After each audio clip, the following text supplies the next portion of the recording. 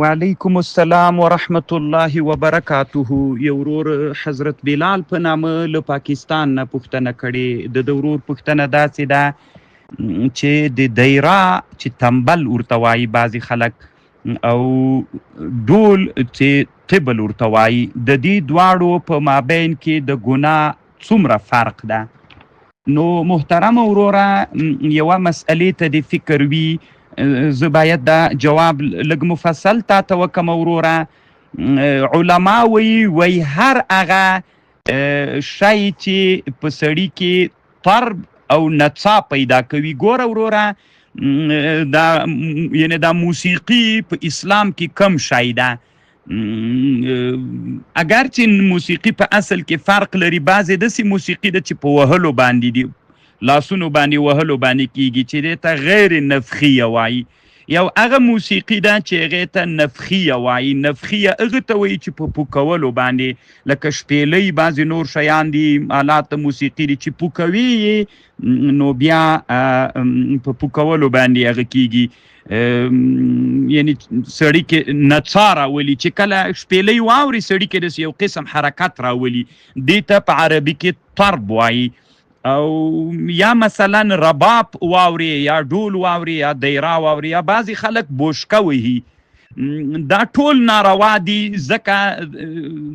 بوشکم چې وهي په انسان کې یو قسم طرب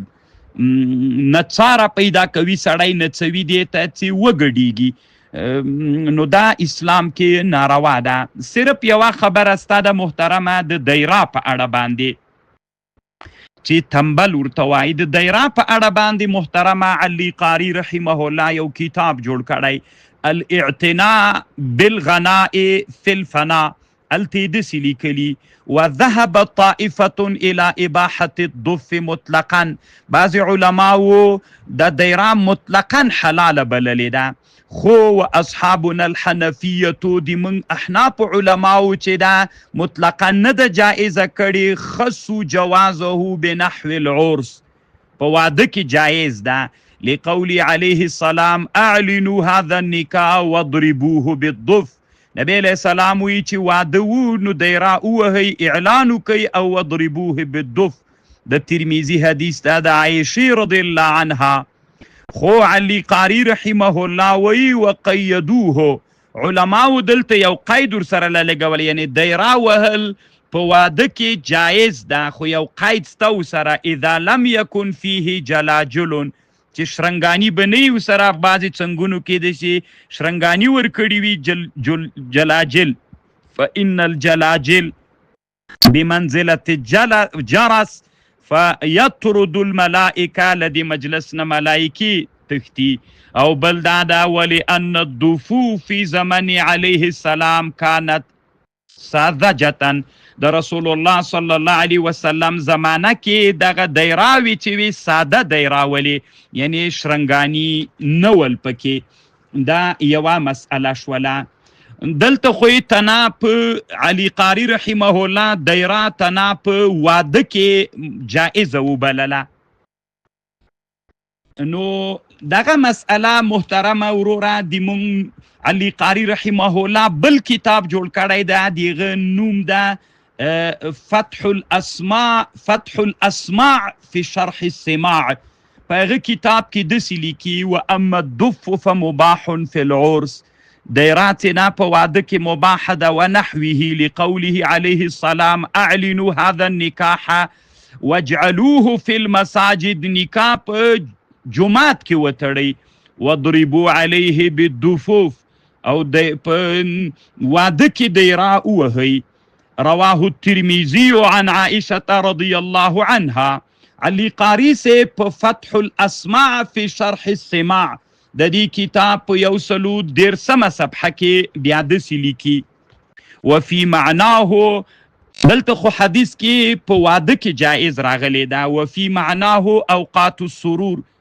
كقدوم الغائب یو مسافر چې تللی و کور ته راغی په دغه حالت کې مسافر ته دیرا وهل جایز دي و ولادت الولد یو وړکی ماشوم په کور کې پیدا سو د خوشحالۍ دپاره دیرا وهل جایز دی وعند خطانه وړکی ماشوم چې سنت کوي په دې وخت کې وحفظه للقرآن که یو وړکی ماشوم قرآن یاد که نو د خوشحالۍ مجلس دلتم دیرا وهل خو شرط به دا وي چې شرنګاني به نه وي او دا دیرا به داسې منظمه نه وهي چې سړی نڅوي ويدل على هذا من نقل انشاد النساء على السطوح بالدف والالحان عند قدوم رسول الله صلی الله علیه وسلم کله چې رسول صلی الله علیه وسلم مدینه منورې ته راغی نو هغه ښځو جنکیانو دیراوي وهلي دغه شعر ویلي طلع البدر علينا من ثنيات الوداع وقولهن نحن جوار من بني نجار وحبذا محمد من جار وقد صرح بعض العلماء بأن الدف إنما يكون مباحا في العرس إذا لم يكن فيه جلاجل على طبق دفوف الصلف نو ګوره محترم وروره دیرا چې دا په بعضې حالتونو کې د جواز خبره شته ده په واده کې او په خوشحالیانو ټولو کې علي قاري رحمه الله چې هغه خوشحالیانې ذکر کړي کتاب یې دا یو الاعتناء بالغناء فی الفنا په دغه کتاب کې او بل فتح الاسماع فی شرح السماع او بل خبر دی ډول ده علي قاري رحمه الله په فتح الاسماع في شرح السماع کې داسې لیکي واما الطلبخانات فهو من البدع التي لا بأس به دا داسې چل وروره پخوا زمانه کې به چې مجاهدین جهاد ته تلل نو بیا به په دا عسکر کوټ کې یعنی په دا وسلتون کې کوم چې کې به چې وسله وه یا بغه پوجي چوڼۍ ولا پوجي مرکز بو هلته به یوه کوټه د ډولونو دپاره کوټه ولا په ډولونه به پکې کېښودل سوي ول دې کوټې ته طلبخانات وایي یعنی کوټه د ډولونو کوټه فهو من البدع التي لا بأس بها علي قاري وایي دا له هغه بدعتونو نه ده چې پروا نه کوي اذا صحت النیت فيها خو چې ته دا ډول د یو ښه شي دپاره وهې ودعت الحاجة إليه وقد جوز الفقهاء الوصية بطبل الحرب علماء فقهاء وصیت کړی چې په جهاد کې ډول وهل جواز لري وقالوا انه مما يهرب العدو دا دښمن تختوي لكن لم يكن في غزواته طبل قط لكن د رسول صلی الله علیه وسلم په زمانه کې جهادونو کې ډول نو فترکه پرېښودل د ډول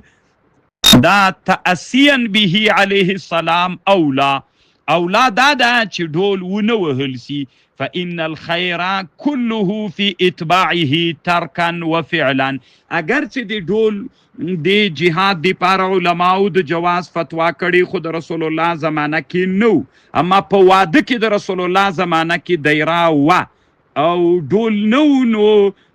هغه وهل جواز لري او دا جواز نه لري وروره الله پاک د روغ جوړ لره کامیاب اوسي